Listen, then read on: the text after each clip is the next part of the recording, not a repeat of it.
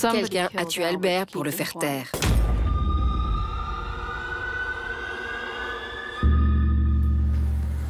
Une nouvelle année s'écoule, mais l'enquête criminelle, une des plus conséquentes de l'histoire des États-Unis, ne débouche sur aucune arrestation. F. Lee Bailey entre alors en scène. Ce jeune avocat va se faire un nom grâce à l'affaire de l'étrangleur. En mars 1965, il surgit avec la résolution des 11 meurtres en main. Après 3 années de chasse à l'homme infructueuse, il offre le tueur sur un plateau. Son client, Albert de Salvo, est déjà emprisonné dans l'attente d'un procès pour de multiples agressions sexuelles.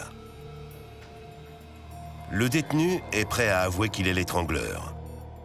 Mais il y a une astuce. Ses aveux ne pourront pas être utilisés contre lui au cours d'un procès.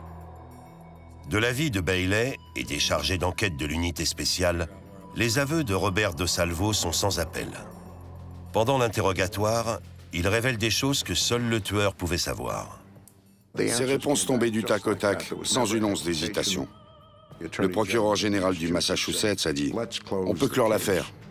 C'est lui. » Robert de Salvo est considéré comme le tueur, mais l'affaire ne passera jamais au tribunal. Il y avait 11 meurtres non élucidés, la ville était en ébullition. C'était la solution. Il y avait un homme disposé à avouer ses meurtres.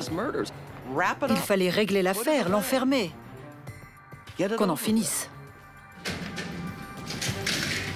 Albert de Salvo est présumé coupable sur la seule foi de ses aveux. Mais à y regarder de plus près, bon nombre d'experts pensent aujourd'hui que ces interrogatoires prouvaient précisément le contraire. Albert de Salvo serait un affabulateur qui aurait débité à la police un tissu de mensonges.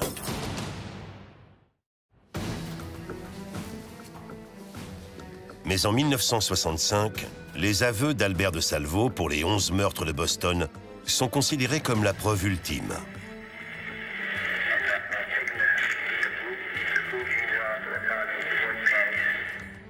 Le récit détaillé qu'il fait de chaque meurtre convainc le procureur général de l'État, Edward Brooke, que l'étrangleur est derrière les barreaux.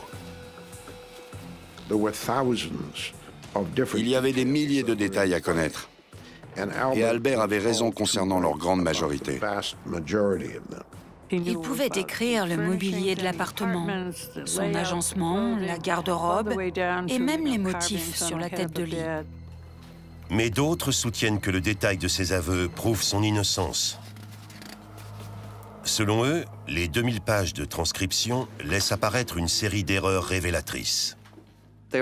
Il y avait d'énormes différences entre les récits d'Albert et les rapports concernant les scènes de crime, les autopsies et les examens médico-légaux. Il avait soi-disant une mémoire visuelle, mais apparemment elle lui jouait des tours.